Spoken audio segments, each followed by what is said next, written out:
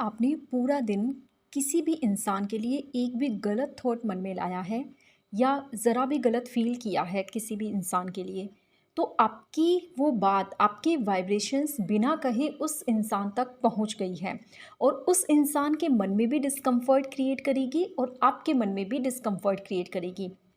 इस तरह के थॉट्स एक कर्स की तरह काम करते हैं। आपने सामने वाले के लिए को कुछ भी नहीं कहा, सामने से आपने कुछ भी नहीं कहा, सामने से भले ही आप उसके लिए अच्छा कहते हैं और वो भी आपके लिए अच्छा कहता है। लेकिन आपने अगर एक भी गलत थॉट दे दिया तो आपका वो थॉट और आपकी वो फीलिंग उस इंसान तक पहुंच जाती है और उससे जब डिस्कम्फर्ट क्रिएट करती है उसके मन में, तो उसके सोल से जो वाइब्रेशंस निकलती है वो कर्स वाली वाइब्रेशंस होती है और वो सोल तक ऑटोमेटिकली पहुंच जाती है। अब जब आपने किसी के लिए बुरा सोचा है, तो वो इंसान इनडायरेक्टली अनचाहे वो इंसान आपको कर्स कर रहा है और आप भी उस इंसान को कर्स कर रहे हैं। तो सोल तक वो सारी चीज़ें पहुंच रही है।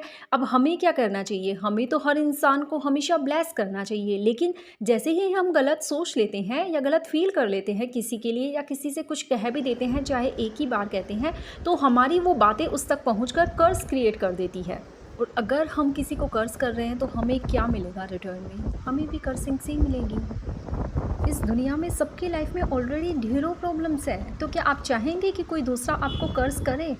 अगर नहीं, तो दूसरों के बारे में गलत सोचना और फ़ील करना छोड़कर उनके बारे में हमेशा अच्छा सोचें। जब भी किसी के बारे में कुछ सोचते हैं, हमेशा अपने मन में यही कहिए कि वो इंसान बहुत अच्छा है, बहुत प्यारा है, हमेशा खुश रहता है और खुशियाँ फैलाता है। क्योंकि जब आप इस तरह से कहेंगे तो आपकी ब्लेसिंग्स उन तक पहुँचेगी और आपको भी उनसे ब्लेसिंग्स ही मिलेंगी।